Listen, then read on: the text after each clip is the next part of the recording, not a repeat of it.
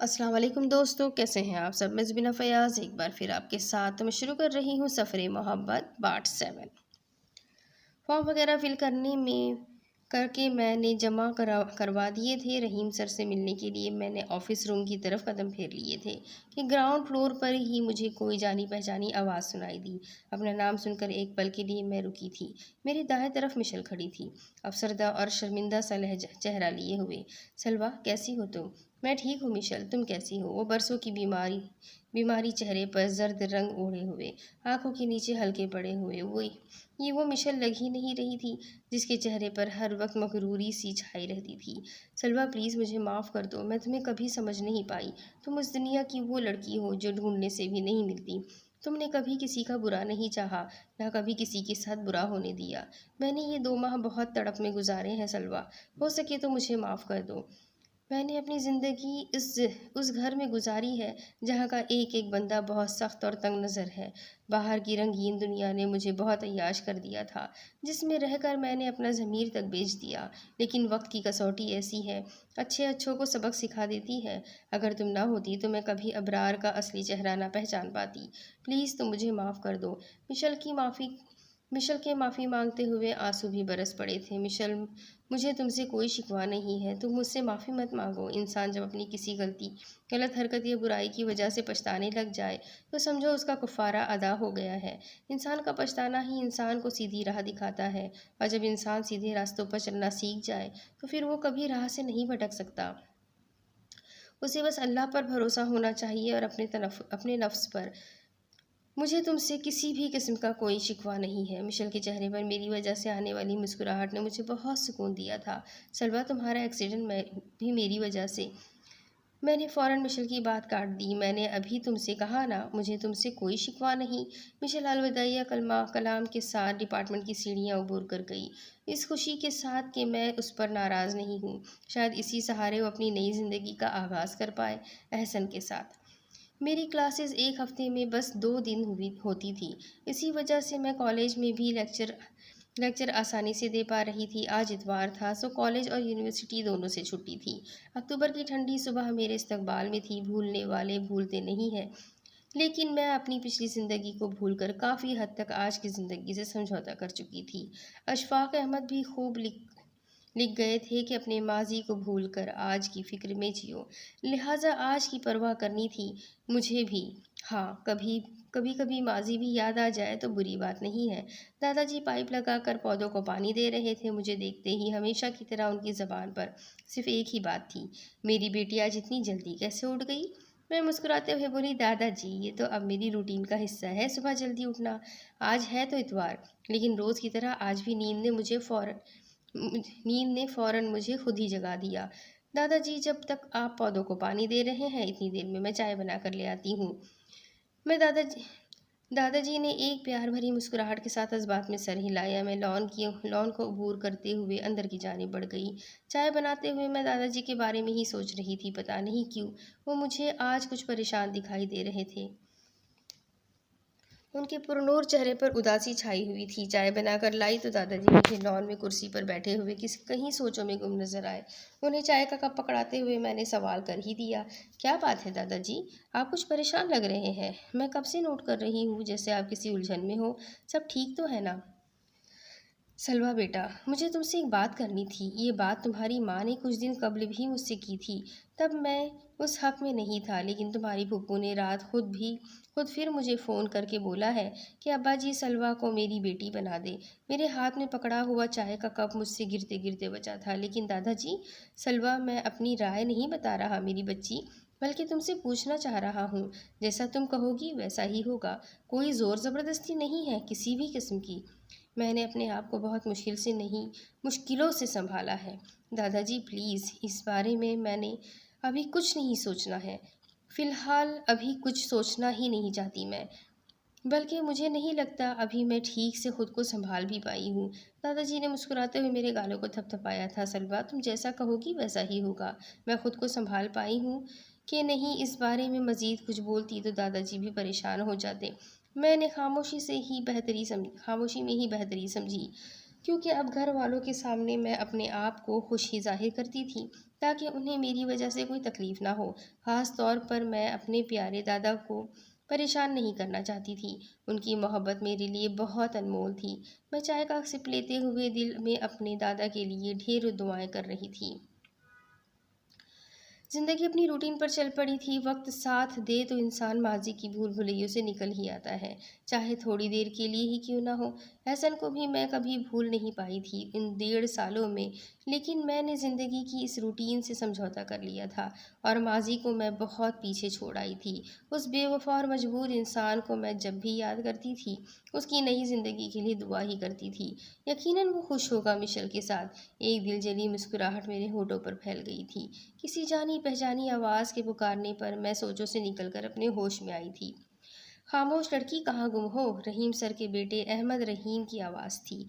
गुम तो कहीं नहीं हूँ, सोच रही थी आखिरी सेमेस्टर रह गया है, 1 माह बाद पेपर्स होने वाले हैं, उसके बाद फिर घर फारिग बैठी क्या करूँगी। अरे खामोश लड़की, इतनी लंबी सोचों में गुम हो? वैसे भी फारिग क्यों बैठना है?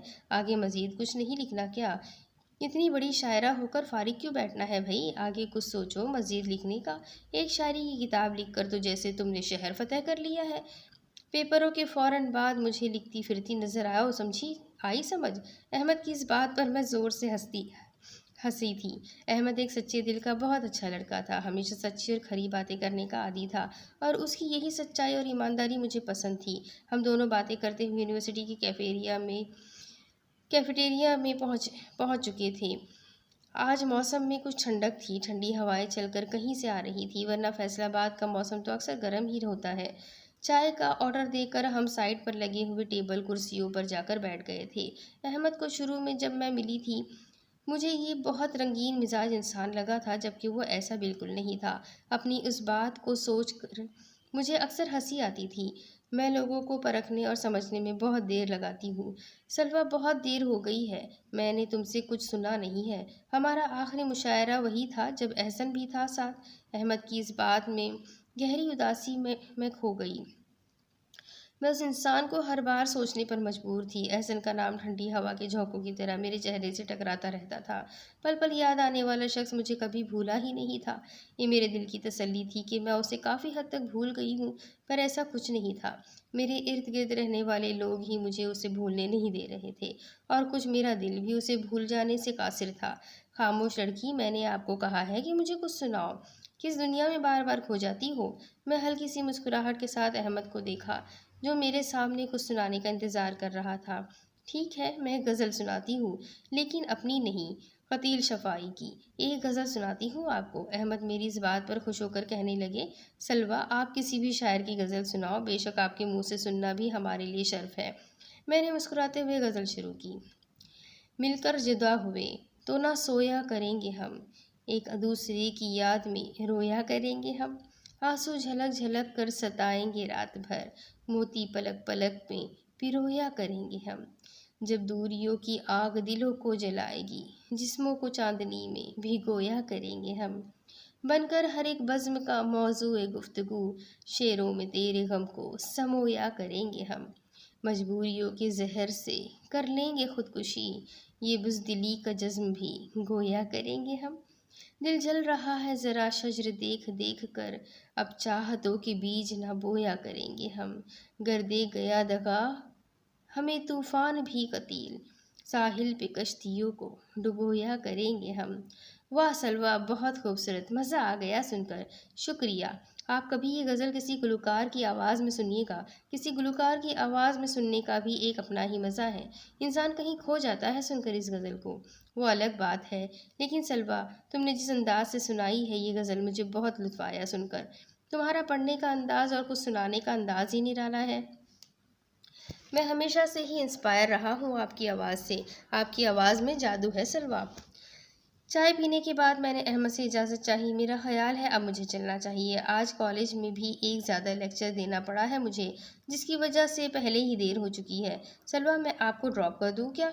एक हल्की सी मुस्कान के साथ मैंने अहमद को जवाब दिया, अगर आप मुझे ड्रॉप करेंगे तो मेरी गाड़ी को घर तक कौन ड्रॉप करेगा? ओह माजरत, मुझे नहीं पता था आप ड्राइविंग कर लेती हो। ये मेरे लिए एक नई बात है। चले, आज से ये बात पुरानी भी हो गई आपके लिए। खुदा हाफिज, मैं अब चलती हूँ। अहमद शायद अभी कुछ कहना चाहता था, लेकिन मैं मज़ीद वहाँ नहीं रुकी और यूनिवर्सिटी की पार्किंग एरिया की तरफ बढ़ गई। मेरी आखिरी सेमेस्टर भी अपने इख्तिताम को पहुँच गया था। जब से यूनिवर्सिटी ख़त्म हुई थी, मैं कॉलेज भी नहीं गई थी। तन्हाई एक बार फिर मेरे सर पर मंडलाने लग गई थी। अम्मी अब्बू मेरी वजह से परेशान रहने लग गए थे, क्योंकि फूफू आए दिन अब्बू को कॉल करती थी कि सलवा का हाथ इब्राहिम के लिए दे दो। फूफू को पता नहीं कि किस बात की जल्दी खाई जा रही थी, जो वो फ़ोन करके अब्बू को परेशान करती रहती थी। मुझे शादी के नाम से ही चिढ़ हो चुकी थी और हर दफ़ा मैं ऐसा कहकर टाल देती कि मुझे अभी शादी नहीं करनी। लेकिन शायद अब मामला बहुत संगीन हो चुका था। शायद मुझे घर वालों की बात मान लेनी चाहिए थी। एहसन की यादों के सहारे कब तक जीऊँगी? वो तो मजबूरियों का एक बेबस परिंदा था, जो इस भरी दुनिया में उम्मीद के दिए बुझाकर छोड़ गया मेरे लिए। लेकिन मैंने यादों के इन दियों को हमेशा जलाए रखा था। मेरे दिल के कोनों में छुपा एहसन की यादों का समंदर अभी भी मुझे चैन नहीं लेने दे रहा था।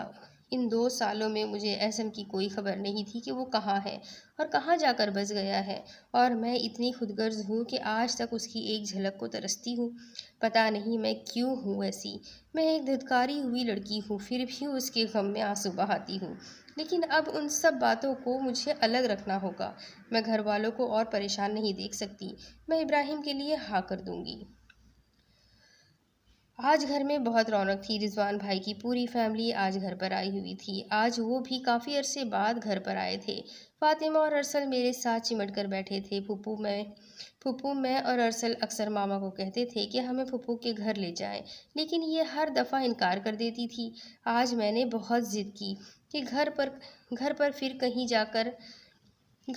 कहीं जाकर उन्होंने हमें लाने का प्रोग्राम बनाया है। मैं बहुत खुश होकर दोनों बच्चों की बातें सुन रही थी, लेकिन मैं ये भी जानती थी कि भाई घर पर क्यों नहीं आते।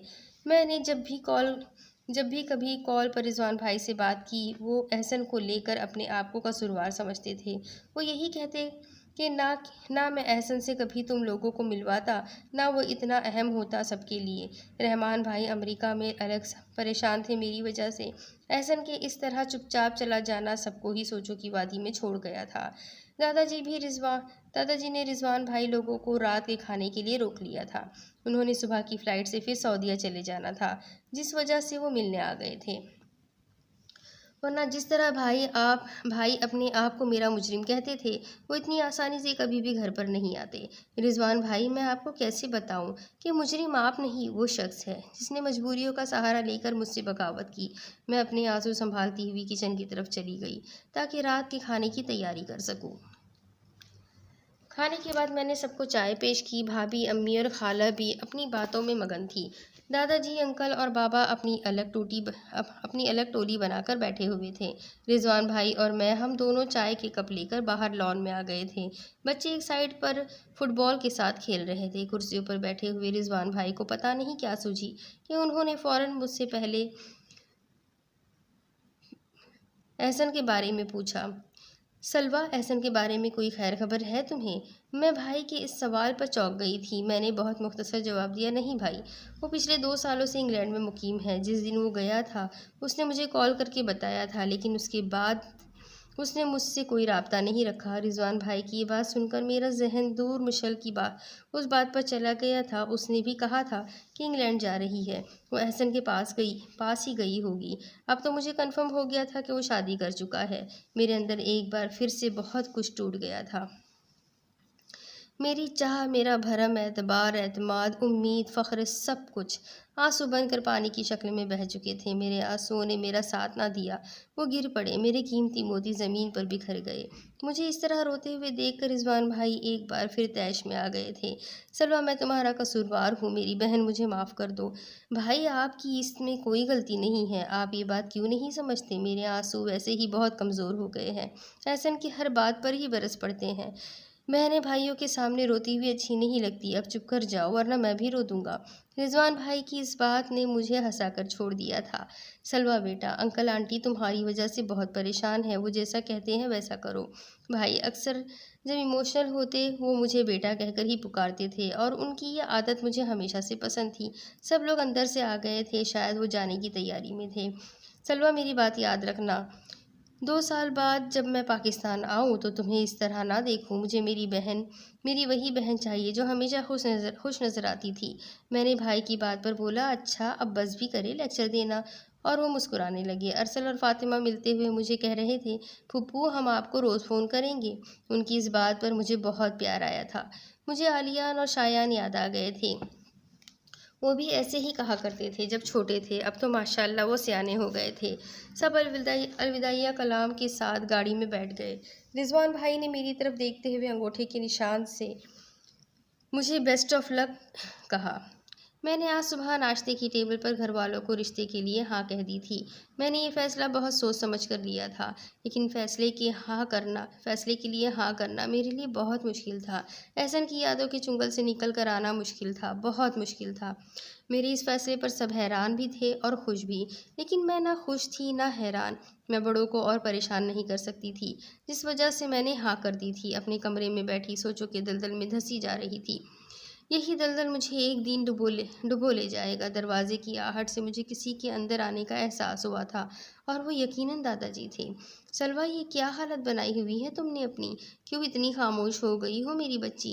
ये दीवारें तुम्हारी हंसी सुनने के लिए तरस गई हैं, और इन सब से बढ़कर ये तुम्हारा दादा तुम्हारी एक हंसी को तरस गया है।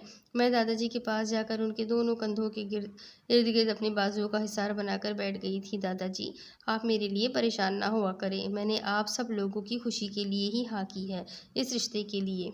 इसका मतलब कि तुम खुश नहीं हो? सलवा, अपनी ज़िंदगी को अजीरन मत बनाओ।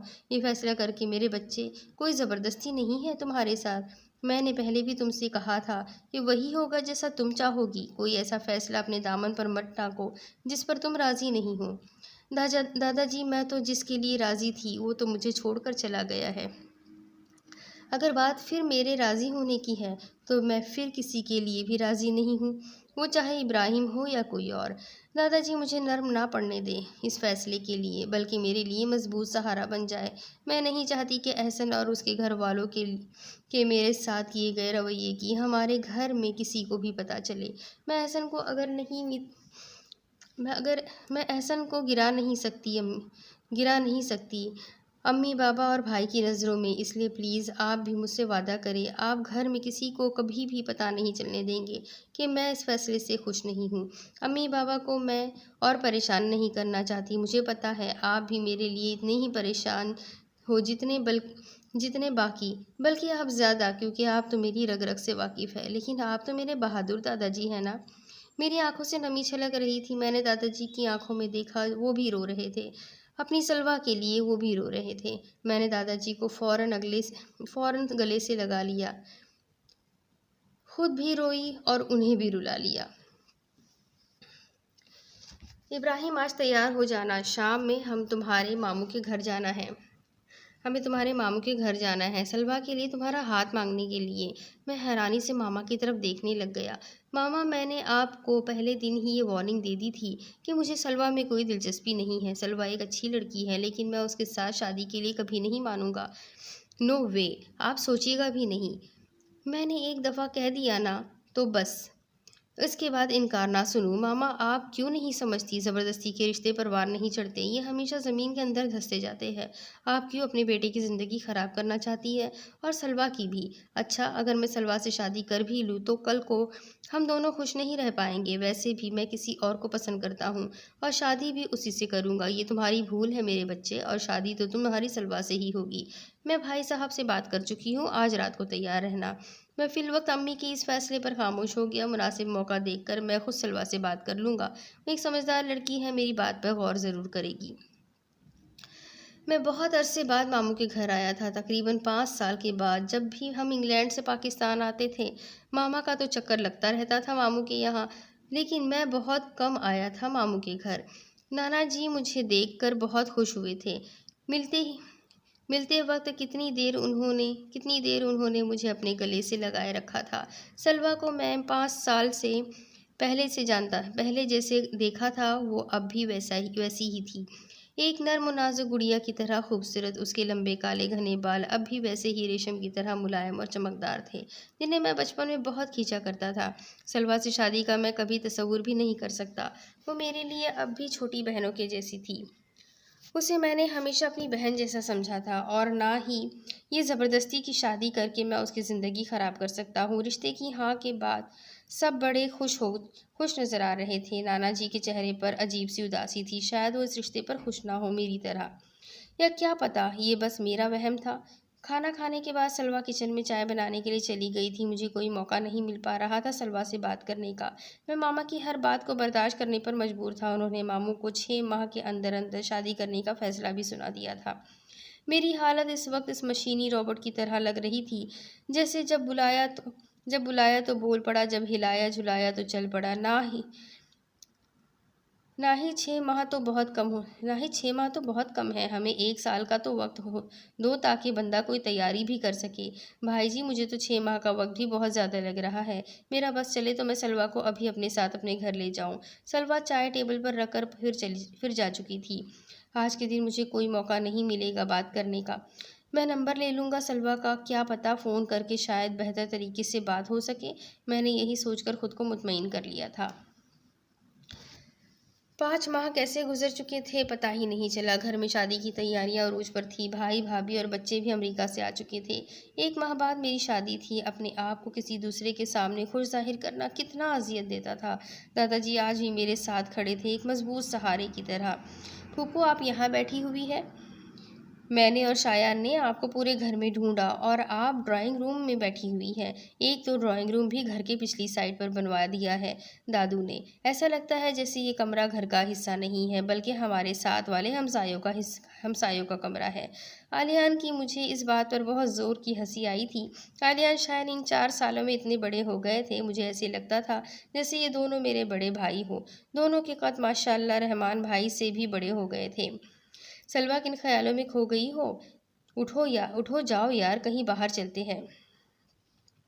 फिर आपकी शादी हो जानी है, ऐसा मौका नहीं मिलना। शायान, तुम बहुत बदतमीज़ हो, फुप्पू का नाम ले रहे हो। शायान मुझे अक्सर नाम से पुकारता रहता था। फुप्पू शुक्र करे मैं नाम से बुलाता हूँ। किसी वक्त तो मैं सोचता हूँ कि काश आप मेरी फुप्पू ना होती बल्कि मेरी गर्लफ्रेंड होती। मैंने शायान की इस बात पर ज़ोर से कुशन उसकी तरफ फेंका था। फुप्पू चले उठे, अब चले। आज मैंने फैसलाबाद की हर चीज़, हर सड़क, हर कोना, हर रोड छान मारना है। 4 साल बाद तो मैं पाकिस्तान आया हूँ।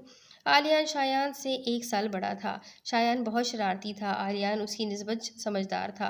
एक ने मेरा बैग पकड़ा और दूसरे ने मेरा मोबाइल। मैंने जल्दी से बालों को समेटा, सैंडल पहने, गाड़ी की चाबी उठाई और उन दोनों ने मुझे किसी को बताने भी नहीं दिया और मुझे खींचते हुए गाड़ी के पास ले आए। शायद वो दोनों पहले ही घर वालों को बता चुके थे। मैंने ड्राइविंग सीट संभाली। मेरे साथ फ्रंट सीट पर शायान बैठ गया था जबकि आलियान पीछे।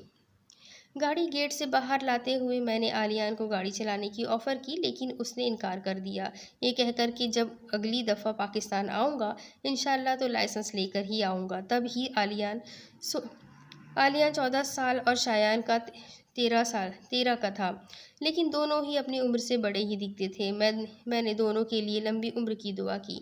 मेरे दोनों भतीजे मुझे बहुत प्यारे थे। मैं इन दोनों को पूछे बगैर गाड़ी का रुख यूनिवर्सिटी की तरफ कर ली थी।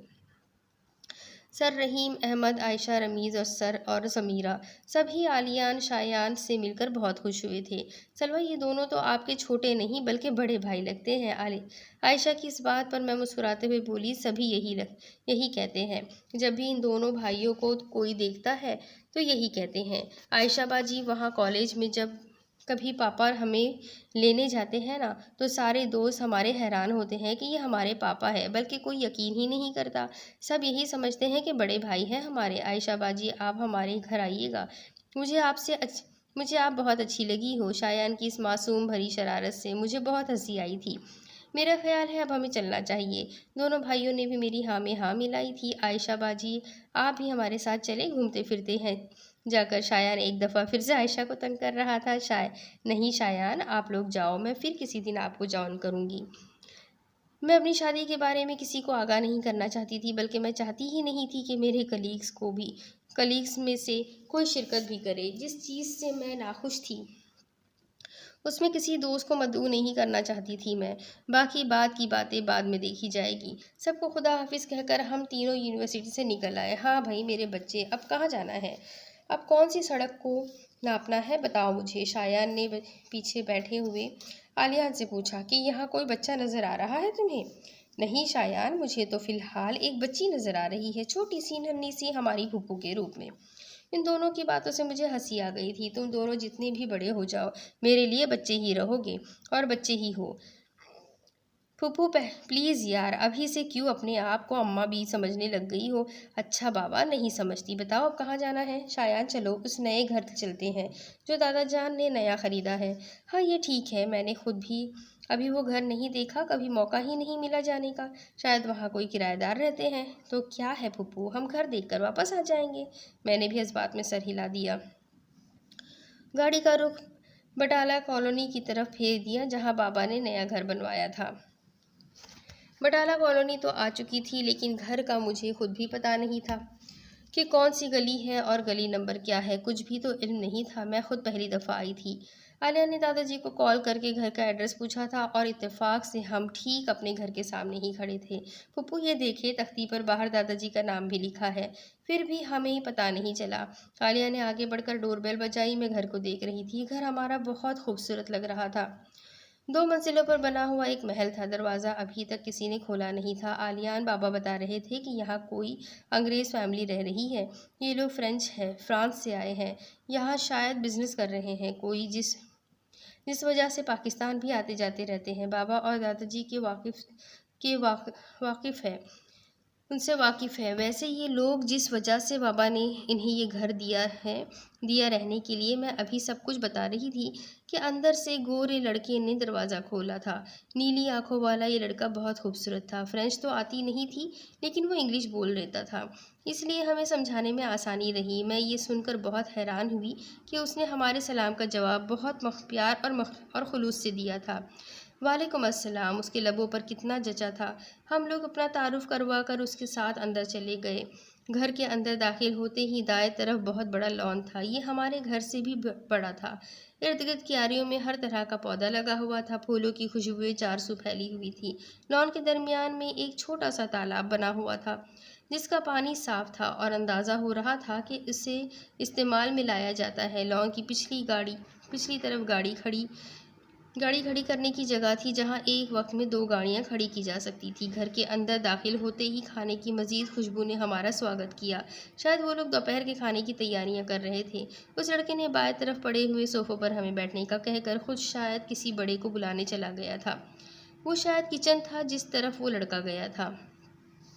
फूफू घर तो वैसे बहुत खूबसूरत है, क्यों ना हम लोग यहाँ शिफ्ट हो जाए। इन लोगों को कहते हैं कि हमारे उस घर चले जाएं।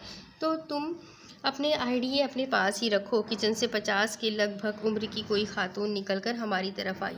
वो शलवार कमीज़ में मलबूस, सर पर स्कार्फ बांधे हुए थी। वो बिलाशुबा बहुत एक खूबसूरत खातून थी। उसके साथ एक 17-18 साल की प्यारी सी लड़की भी थी। उसने सर पर नफीस तरीके से स्कार्फ बांधा हुआ था। शायद ये उनकी अपनी बेटी थी, और जिसने दरवाज़ा खोला था वो बेटा होगा। उनका सर पर हिजाब लेना मुझे अच्छा लगा था। अस्सलाम वालेकुम, बैठो सलवा। मैं अपना नाम उनके मुंह से सुनकर चौंक गई थी। आप मेरा नाम? सवाल अभी मेरे मुंह में ही था कि मुस्कुराते हुए बोली, सलवा मैं आप सब लोगों को देख चुकी हूँ। अफजल भाई ने अपने घर वालों की तस्वीरें मुझे दिखाई हुई है। ये दोनों आलियान और शायान हैं, रहमान भाई के बेटे। जी, बहुत खूबसूरत है आंटी। दरअसल हम लोगों ने अभी ये घर नहीं देखा था, इसलिए देखने चले आए। बहुत अच्छा किया तुम लोगों ने। आंटी यहाँ और कौन? उन्होंने एक दफ़ा फिर मेरे अधूरे सवाल पर फ़ौरन जवाब दिया। नहीं सलवा, मेरे शौहर और एक बड़ा बेटा भी है, वो दोनों ऑफिस में हैं। ये मेरी सबसे छोटी बेटी है, इसका नाम सवेरा है, और इससे बड़ा बेटा है अब्दुल्ला, और सबसे बड़े का नाम हमज़ा है। नाम सुनकर हम तीनों ने एक दूसरे की तरफ देखा। सलवा बेटा, ये सब कुछ तुम्हारे पापा की मेहनत का नतीजा है। उन्होंने ही हमें इस्लाम की तरफ राग़िब किया। हम तो ज़िंदगी के भूले और भटके हुए मुसाफिर थे। अल्हम्दुलिल्लाह 1 साल से हम लोग मुसलमान हैं। बहुत सुकून है इस्लाम में। मुझे ये सब सुनकर बहुत खुशी हुई थी। आंटी यकीन करें, मुझे बहुत खुशी हुई सुनकर, मैं बयान नहीं कर पा रही हूँ। सलवा आपी, हम लोग बहुत जल्द उर्दू भी सीख जाएंगे। मैंने प्यार से सवेरा के चेहरे पर थपकी दी। अल्लाह आपको हर चीज़ के लिए कामयाब करे। हम लोगों ने घर देखने के बाद इजाज़त चाही, लेकिन आंटी ने हमें दोपहर के खाने के लिए रोक लिया। सलवा आपके अंकल और हमज़ा भी आते होंगे। मैंने उन्हें आप लोगों की आने की इत्तला दे दी है। आलिया और शायान अब्दुल्ला के साथ उसके कमरे में चले गए थे। वो शायद कोई वीडियो गेम खेलने लग गए थे। सवेरा मेरे और आंटी के पास ही बैठकर बातें सुन रही थी। हमज़ा को भी बहुत शौक है उर्दू अदब में। वो उर्दू किताबें बहुत लाता है घर पर, यहाँ तक कि उसने तुम्हारी भी शायरी वाली किताब अपनी लाइब्रेरी में रखी हुई है। मुझे ये सब कुछ जानकर बहुत खुशी हुई थी। हमज़ा हम लोगों से जल्दी उर्दू सीख गया है और इस सब की वजह भी शायद यही है कि वो उर्दू में बहुत दिलचस्पी रखता है। आंटी मुझे हमज़ा की बातें सुना रही थी कि इतनी देर में अंकल और हमज़ा भी घर आ गए थे। हमज़ा की आंखें भी अपने छोटे भाई की तरह सब्ज़ ग्रीन थी। सर के बाल ब्राउन थे और चेहरे पर खूबसूरत छोटी छोटी ब्राउन रंग की आधी उधड़ी हुई उस शख्सियत ब्राउन रंग की दाढ़ी उसकी शख्सियत पर खूब जच रही थी। वो उम्र में मुझसे 2-3 साल बड़ा ही होगा, लेकिन वो एक खुलूस नीयत का तमीज़दार लड़का था। आंटी ने उनके आते ही खाना टेबल पर लगाना शुरू कर दिया। सवेरा भी अपनी माँ का हाथ बटा रही थी। सलवा, आपके बाबा से मैंने आपके बारे में बहुत कुछ सुन रखा था, लेकिन अब सामने देखकर आपको मुझे सच में बहुत खुशी हो रही है कि इकबाल भाई अपने बच्चों की कुछ तारीफ़ें नहीं कि जो तारीफ़ें करते थे उन्हें गलत नहीं माना जा सकता। शुक्रिया अंकल। अरे नहीं बेटा, शुक्रिया वाली इसमें कोई बात नहीं है। खाना टेबल पर लग चुका है। खाना खाने के दौरान हमज़ा ने मेरे 2-3 शेर सुनाए थे। बिलाशुबा वो अच्छी उर्दू बोलता था। खाना खाने के फ़ौरन बाद हमने इजाज़त चाही। ये क्या बात हुई सलवा बेटा, हम लोग ऑफिस से आपके लिए आए हैं और आप लोग हो कि आपको जाने की जल्दी पड़ी हुई है। अंकल, दरअसल ये दोनों भाई मुझे अपने साथ खींच कर ले आए हैं। मुझे किसी को बताने भी नहीं दिया और इन दोनों ने, इसलिए आज के दिन के लिए माजरत, हम लोग फिर आ जाएंगे। चलो ठीक है बेटा, जैसा आप चाहो। मैंने जाते हुए उन सबको शादी पर खुसूसी आने की दावत दी थी। सलवा, हम आपकी शादी पर ज़रूर आएंगे। मैं हमज़ा की इस बात पर मुस्कुराई। हम लोग खुदा हाफिज़ कहकर गाड़ी की तरफ बढ़ गए। मुझे हमज़ा की फितरत बहुत अच्छी लगी थी। वो एक अच्छी तबीयत का मालिक था। हमज़ा को सोचते हुए मुझे महराल का ख्याल जहन में आ रहा था। महराल के साथ हमज़ा की जोड़ी अच्छी लगेगी। महराल और हमज़ा, वाह, मैंने दिल ही दिल में उन दोनों का टाका फिट कर दिया था। फुप्पू, आज महराल फुप्पू की तरफ भी चलते हैं। दादू और फुप्पू को भी ले आएंगे साथ। नहीं शायान, महराल तो आज नहीं आ पाएगी ना, है ना बेटा? आपको तो पता है आज उसका आखिरी साल का आखिरी पेपर है, सालाना MA इकोनॉमिक्स का। आप ऐसा करना ना, कल जाकर ले आना, किसी के साथ जाकर उन दोनों को। शाम के 5 बज रहे थे। मैंने गाड़ी का रुख अब घर की जानिब मोड़ लिया था। अब इसके आगे की कहानी मैं आपको अगली किस्त में सुनाती हूँ कि आगे क्या होगा। ये जानने के लिए मेरे साथ बने रहें। अगली किस्त में फिर मिलेंगे, तब तक के लिए अल्लाह हाफिज़।